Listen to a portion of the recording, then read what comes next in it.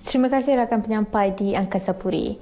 Bekalan minyak masak paket di Kelantan mencukupi. Perkara berkenaan dimaklumkan Pengarah Kementerian Perdagangan Dalam Negeri, Koperasi dan Kepenggunaan KPDNKK, Dato' Abdul Ghani Harun.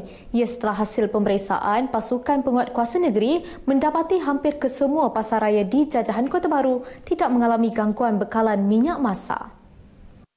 Sehingga kini, sebanyak 27,234 kg minyak masak paket 1 kg masih berada di pasaran melibatkan jajahan Kota Baru, Pasir Mas, Tanah Merah, Kuala Kerai dan Gua Musang. Sementara itu, tinjauan di sekitar Kota Baru mendapati minyak masak paket 1 kg masih boleh didapati di pasaraya serta peruncit yang mempunyai lesen perniagaan yang sah.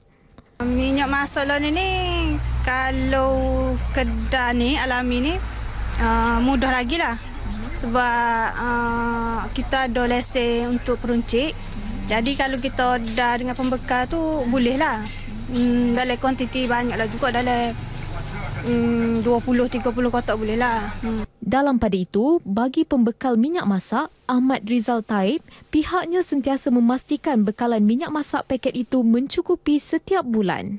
Ada yang lama-lama tu, kalau yang besar-besar tu, pemborong tu kita bagi 1,700 kilo.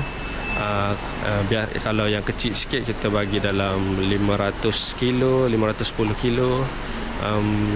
Itu bergantung kepada saiz kedai itu sendiri. Hospital Universiti Sains Malaysia HUSM menjadi hospital pertama di Pantai Timur memperkenalkan peralatan termaju bagi perkhidmatan pergigian. Ia melalui pengenalan kerusi pergigian khas bagi rawatan pakar. Kerusi berkenaan terhasil daripada kolaborasi pintar antara Hospital USM dengan rakan strategi Mission Stomatological Hospital Weihai di China. 2 buah kerusi disumbangkan kepada HUSM khusus untuk keperluan rawatan kanak-kanak dan golongan kelainan upaya OKU.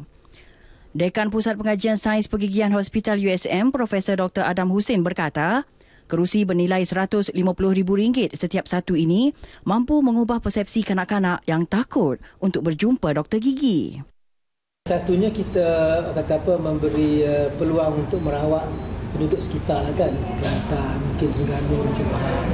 Yang kedua, kita juga sebagai universiti yang sepatutnya menjadi pusat rujukan lah kepada pesakit-pesakit ini, kita akan menerima lah mana-mana rujukan daripada klinik-klinik di luar pada USM yang hendak merujuk pesakit kepada USM.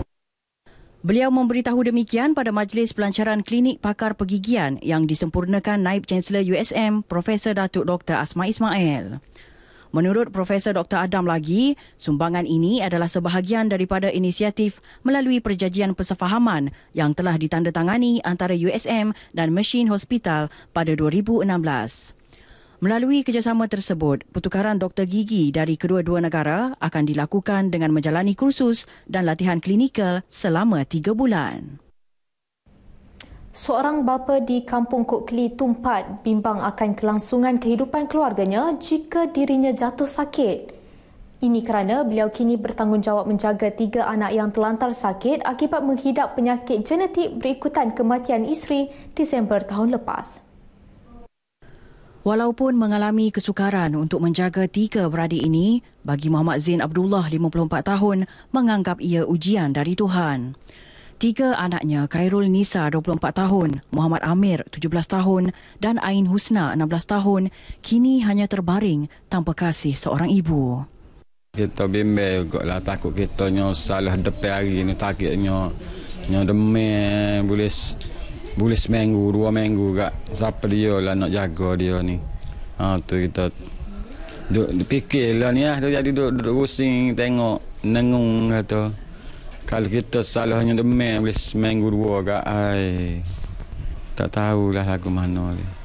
Menurut Muhammad Zain, hasil perkahwinan mereka dikurniakan 9 anak dan yang masih bersekolah.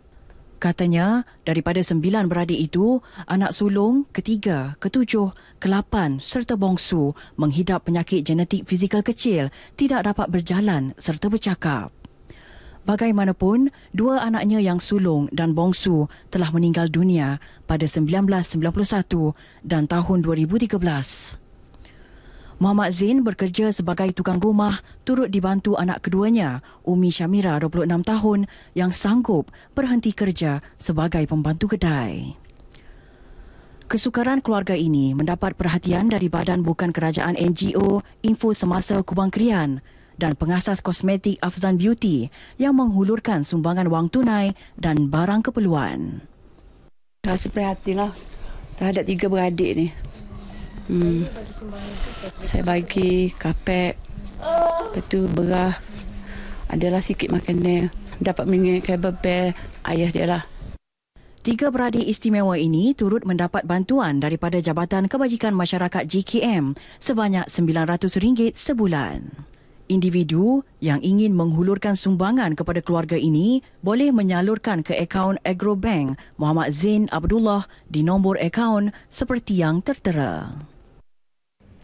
Laporan itu tadi menutup perkembangan dari negeri Cik Siti Wang Kembang. Kembali semula ke Studio 3 Angkasa Puri untuk laporan seterusnya. Silakan.